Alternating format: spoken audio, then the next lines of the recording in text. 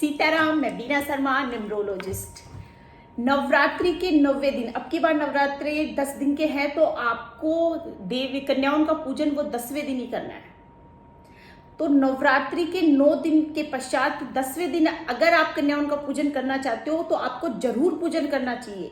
अगर आप उपासना कर रहे हो, व्रत कर रहे हो, आपने अपने घर में देवी की स्थापना करी है, घट स्थापना करी है, अगर नहीं भी करी, आपने सिंपल तौर पे भी माँ दुर्गा का ध्यान किया, और अगर आपने घट स्थापना भी नहीं करी, आपने देवी की पूजा भी इतनी नहीं करते, फिर भी अगर आप 90 दिन कन्याओं का पूजन कर ले, 9 कन्या होनी चाहिए और 2 लड़के होने चाहिए, जिसको एक भेरू एक हनुमान, 2 लड़के होने चाहिए। ऐसे करके 11 का पूरा स्वरूप होता है। तो इनको 9 कन्याओं को और 2 लड़कों को, छोटे लड़के होने चाहिए, वो भी हाइट में 9 साल से छोटे वाले होने चाहिए, और 9 साल तक की कन्याएं होनी चाहिए। इनको आप अपने घर पे बुलाओ, घर पे बुला के इनके गंगा जल से और शुद्ध जल से इनके पैर अच्छे से पैर वॉश करो, फिर उनको पूछो, फिर उनको अपने घर में प्रवेश करो। ये जो 9 देवियां होती है, ये 9 अपने जो प्लैनेट रहती है उनको भी मैनेज करती है। अपने किसी भी प्रकार की 9 ग्रह दशाएं चल रही है, कोई से भी ग्रह अपन को सपोर्ट नहीं कर रहा, किसी ग्रह की अपने को ब्लेसिंग नहीं आ रही, तो आपको ये नवरात्रा में 9 कन्याओं का पूजन करने से वो आशीर्वाद मिलने लग जाएगा, वो ब्लेसिंग आने लग जाएगी। कैसे आएगी?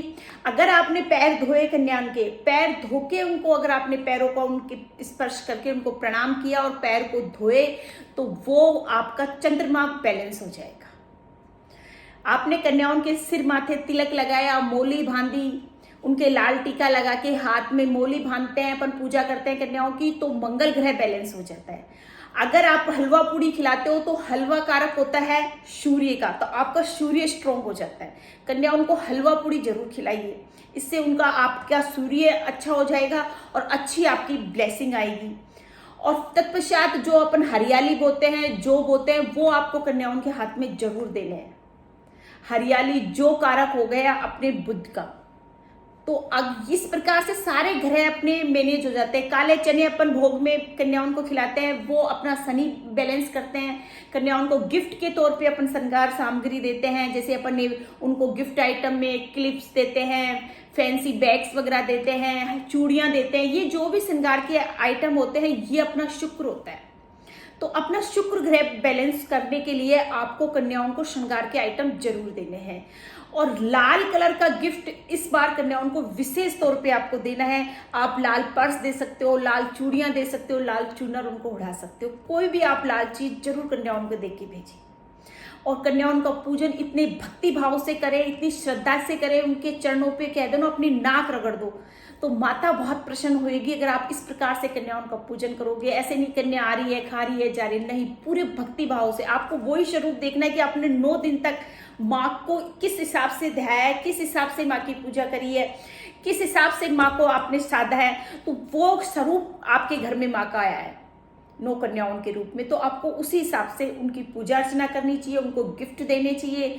और जिस हिसाब से आपने अपने भाव भक्ति के हिसाब से अगर पूजा अर्चना करते हो कन्याओं की, तो वो आपको अच्छा आशीर्वाद देके जाती है, अच्छी ब्लेसिंग देके जाती है। उनको ज्वारे हाथ में देना जरूर है, उनको जाते समय उनके हाथ में ज्वारे जरूर देना है, और थोड़े अक्षत उनके हाथ में दीजिए, ताकि वो जाती टाइम फिर आपको वापस अपनी झोली में डाल के जाए, तो माँ आपके घर को धन धान्य से भर के जाएगी।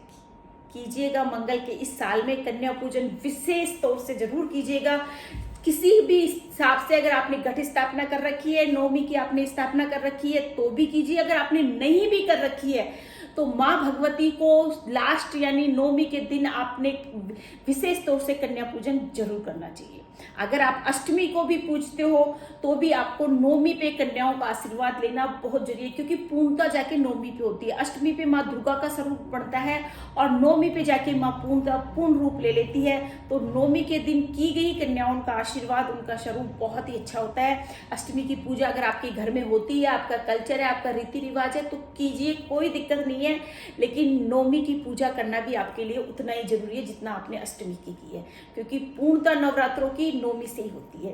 तो जरूर कीजिएगा, आशीर्वाद लीजिएगा। फिर भी आपको कुछ कंफ्यूज है, कुछ डाउट है, तो प्लीज मुझे कमेंट सेक्शन में लिख के जरूर बताइएगा कि मेरे द्वारा बताए गए आपको ये उपाय कैसे लगते हैं, किस हिसाब से आप पूजा अर्चना करते हो, कौन सी देवी की आप विशेष तौर से पूजा करते हो, अष्टमी या नवमी, तो ये आप मुझे कमेंट सेक्शन में बताइए। और इसके अलावा आपके जो भी डाउट है तो स्क्रीन पे मेरे नंबर चल रहे हैं, आप मेरे से कॉन्टेक्ट कर सकते हो और मेरी टीम मेंबर से संपर्क करेंगे आपसे। और आप मेरी प्राइवेट कंसल्टेशन भी लेना चाहते हो तो इसी नंबर से ले सकते हो। हाँ, विशेष बात आपके लिए, अगर आपने अब तक मेरा चैनल सब्सक्राइब नहीं किया तो प्लीज मेरा चैनल सब्सक्राइब करके और आप मुझे लाइक और कमेंट्स भी भेज सकते हो। अगर आपको मेरी वीडियो नहीं पसंद आई तो आप मुझे डिसलाइक भी कर सकते हो। सीताराम।